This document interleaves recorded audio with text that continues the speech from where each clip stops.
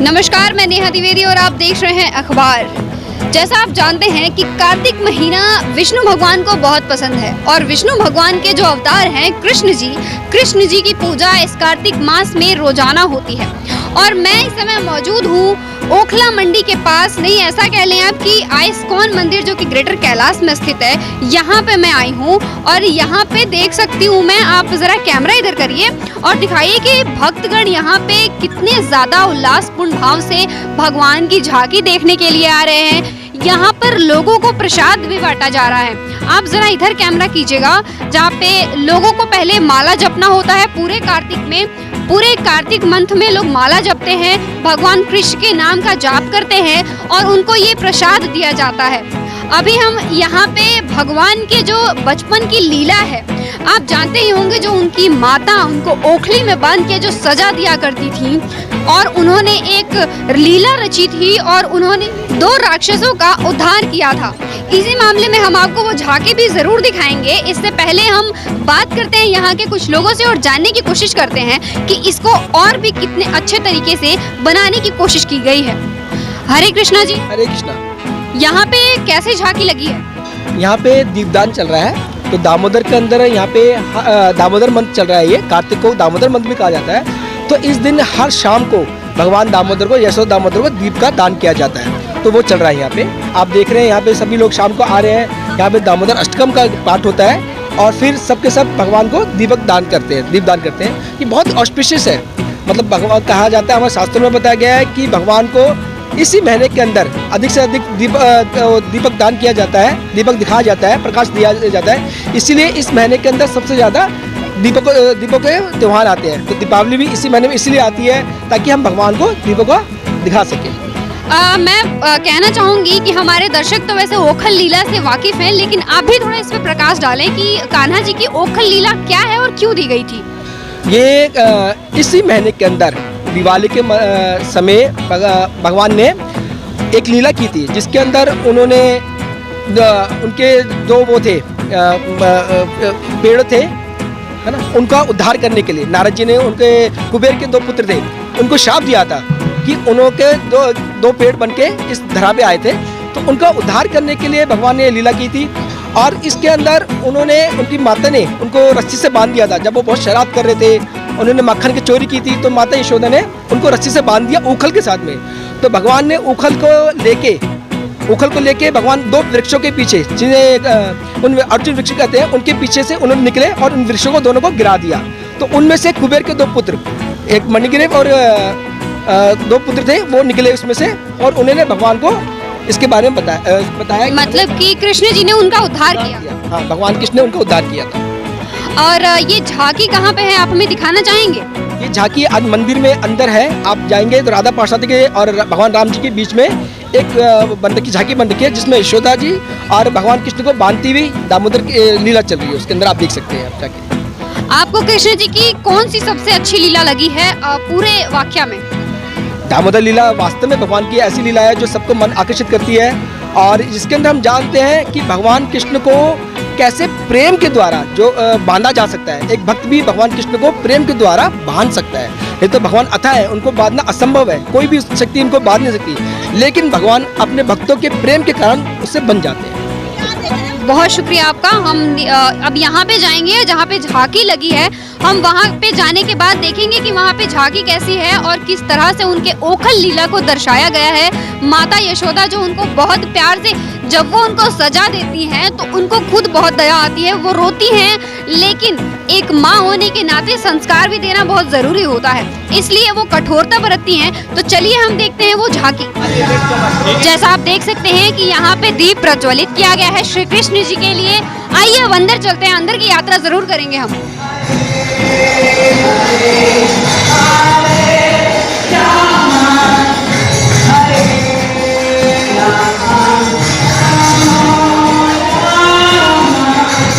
जैसा आप देख सकते हैं कि यहाँ पे भगवान श्री कृष्ण कितने प्यारे लग रहे हैं। यहाँ पे भगवान की जो लीला है वो भी दर्शाई गई है। हम वहाँ पे भी जरूर जाएंगे।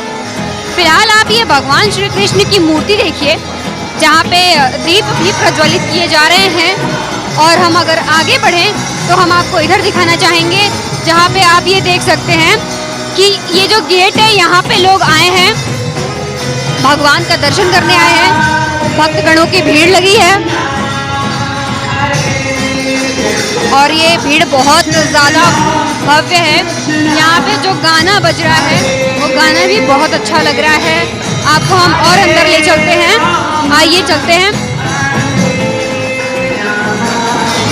हम कैमरा पर्सन से कहेंगे कि आप वहाँ पे दिखाइए भगवान कृष्ण की जो मूर्तियाँ हैं और अंदर हम चलते हैं, आइए हमारे साथ।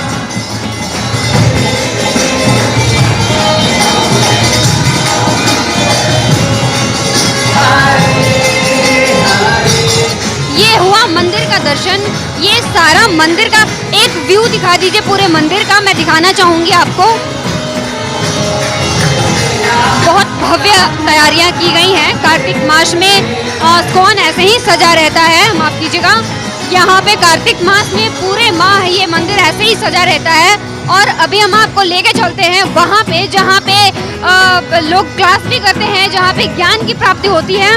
तो आइए लेके चलते हैं। अब हम जाएंगे प्रसादम हॉल की तरफ, जहाँ पे देखेंगे कि वहाँ पे कैसे शिक्षा हो रही है। फिलहाल आप ये देखिए, ये भी दीप प्रज्वलित करने का एक भव्य तरीका है, जहाँ पे काफी बेहतर और कई दियों को जलाया गया है। तो ये काफी सुंदर लग रहा है, सुहावना लग रहा है और ऐसा लग रहा है कि हम सीधा वृंदावन में आ गए हैं और इतना मनमोहक वातावरण देखते बन रहा है जो कि मन को बहुत ज्यादा प्रफुल्लित कर रहा है। और ये वही क्लास है जहाँ पे भगवत गीता का ज्ञान दिया जाता है। आप देख रहे हैं कि यहाँ पे जो बैठे हैं वो ज्ञान दे रहे हैं। विशुद्ध विद्या मधु जीवन रूप कृष्ण कीर्तन जय सिद्ध स्वरूप। श्री कृष्ण कीर्तन की जय हो, यह व्यक्ति के जीवन की परम सिद्धि प्रदान करता है। यह विशुद्ध विद्या से मधु के जीवन की समान। मधु किसको बोलते हैं? बोलो, कन्या को। कन्या को सुरक्षित रखता है, प्रदान करता है, सुरक्षित है। इस प्रकार से जीवन है। आनंद निधि वर्धन कीर्ति कृष्ण कीर्तन जय मुक्ति। श्री कृष्ण कीर्तन की जय हो। यह आनंदमय की निधि है जो भगवान की कीर्ति को सदा वर्धित करता है। यह भक्त के हृदय को दिव्य आनंद से प्लावित करने वाला है। पदे पदे निवसवास्पद प्रदाता कृष्ण कीर्तन जय प्रेम विधाता। श्री कृष्ण कीर्तन की जय हो जो भक्ति विनोद स्वरूप सोना विभाधन कृष्ण कीर्तन जय प्रेम निदान। श्री कृष्ण कीर्तन की जय हो जो श्री भक्ति में ठाकुर के चित्त। जैसा देख सकते हैं आप कि यहाँ पे जो पंडित जी हैं, यहाँ पे लोगों को नचा रहे हैं अपने सुंदर से प्यारे से भजन पे। तो एंजॉय करिए डांस। आइए देखते हैं ये डांस को और जो नृत्य कर रहे हैं भगवान कृष्ण जी को खुश करने के लिए। तो चलिए हम भी देखते हैं और एंजॉय करते हैं।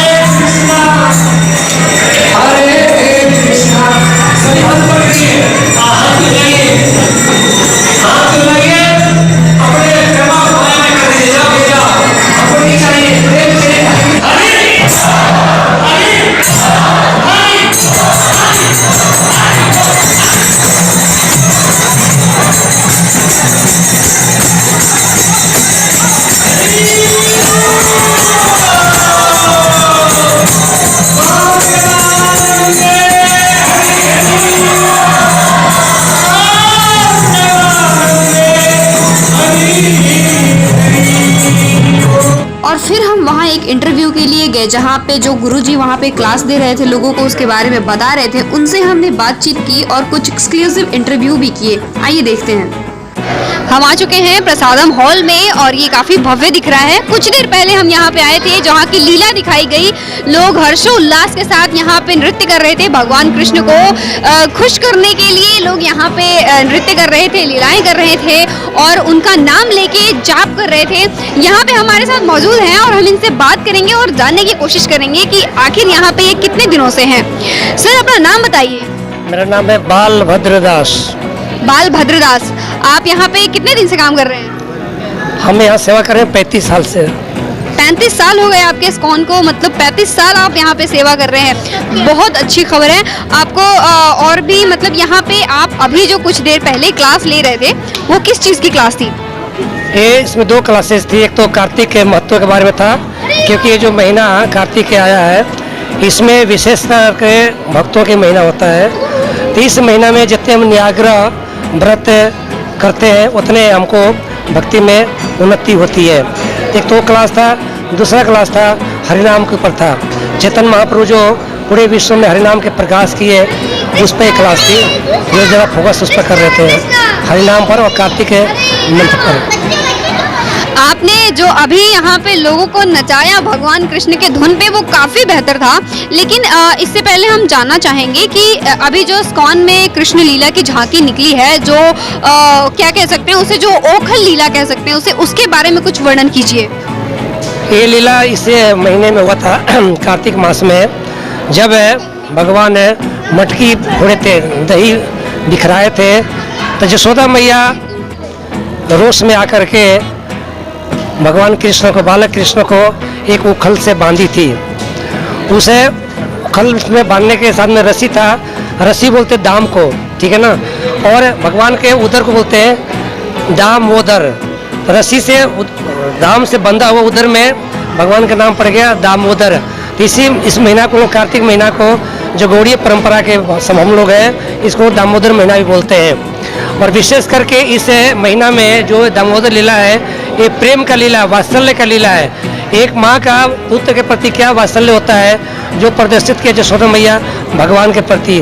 तो उसी प्रकार से हम लोग हैं भगवान के प्रति जो ये 5 रस है, शांत रस है, दास रस है, साख्य रस है, वात्सल्य रस है, माधुर्य रस है, ये भगवान से प्रदर्शित कर सकते हैं। इस लीला में, यशोदा मैया की लीला में, इसमें आपको वात्सल्य रस दर्शाया गया है कि यशोदा मैया कृष्ण को कैसे अपने उखल से बांधती है रोष में आकर के, और कृष्ण यशोदा मैया के से भयभीत होकर के होठ फफड़ाते हैं, आंसू बहाते हैं और ये प्रदर्शित करते हैं कि मैं डर रहा हूँ मैया से।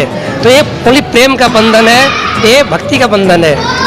इसलिए जो इस महीने का हम लोग दामोदर मास बोलते हैं, और जितने भी भक्त होते हैं सभी इस महीने में भगवान को निहारते हैं, भगवान को दीपदान करते हैं और दामोदर से लाड़ लड़ाते हैं, प्रेम करते हैं। जी, आपने इसका वर्णन तो बहुत अच्छा किया और लगभग इतना एक्सप्लेनेशन में आज की जनरेशन को पता नहीं होता है, तो काफ़ी बेहतर तरीके से बताया। एक चीज़ पे और भी आपसे पूछना चाहूँगी कि आप कृष्ण की कौन सी लीला पसंद करते हैं? लेकिन इंडिविजुअली देखा जाए तो हर कोई का अलग अलग है, किसी को कपड़े चुराते हुए पसंद, किसी को माखन। आपको कौन से कृष्ण पसंद है? मैं आपको बताया कि जो 5 रस होता है, तो भक्त के अलग अलग रस है। जो युवा भक्त हैं वो भगवान को साख्य भाव रखते हैं, जो वृद्ध है भक्त है वो भगवान के वात्सल्य भाव रखते हैं, जो युवा युवतियाँ हैं भगवान के माधुर्य भाव रखती हैं, प्रिया प्रीतम का भाव रखती हैं। तो